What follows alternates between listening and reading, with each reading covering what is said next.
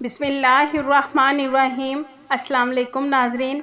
आज की हमारी वीडियो सऊदीया में मौजूद उन गैर मुल्कियों के मुतल्लिक है जिन्होंने खरूज औदा वीज़ा लगवा लिया और वो अपने वतन नहीं जाना चाहते। वो कैसे खरूज औदा वीज़ा को कैंसिल करवा सकते हैं, और दूसरा ये कि जिनका नया पासपोर्ट है वो कैसे नए पासपोर्ट का डाटा फीड करने के लिए अपने अबशर अकाउंट को इस्तेमाल कर सकते हैं।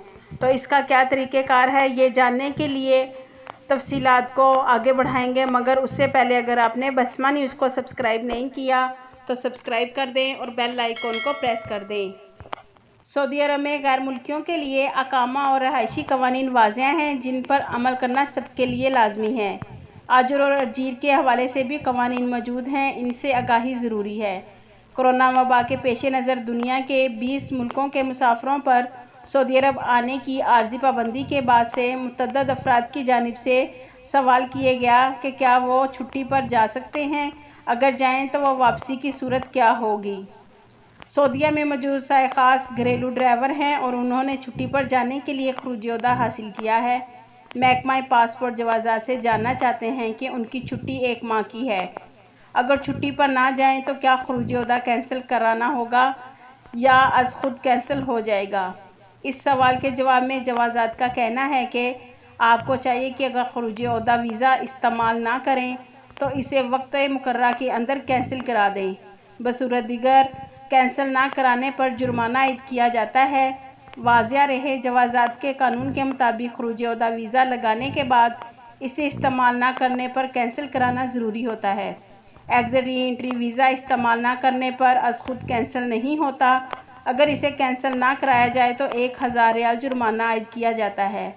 खरूज औदा वीज़ा की मुद्दत के हवाले से पूछा गया कि क्या खरूज औदा की तारीख में तब्दीली कराई जा सकती है।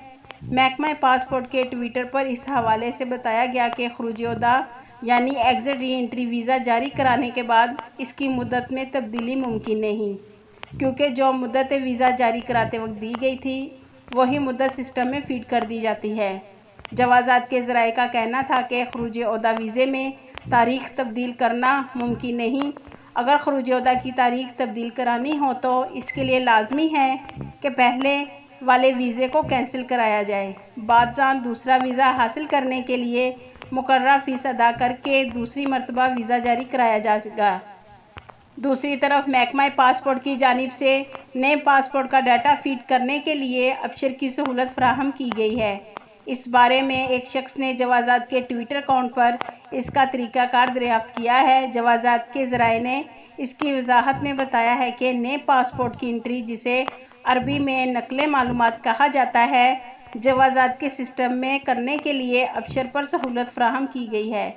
कारकुनों के नए पासपोर्ट की एंट्री कंपनी या कफील के अबशर या मुकीम अकाउंट से ही की जाएगी। ताहम कारकुनों के अहले खाना के पासपोर्ट की एंट्री सरबराह खाना के अबशर अकाउंट से की जा सकती है।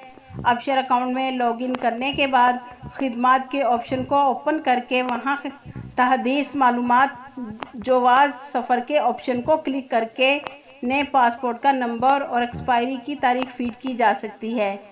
याद रहे कि नए पासपोर्ट का डाटा जवाजात के सिस्टम में फीड करने के लिए कबल अज़ीं अदारे से रुजू करना पड़ता है, जिसमें काफ़ी दुश्वारी होती है। आपके कीमती वक्त का शुक्रिया।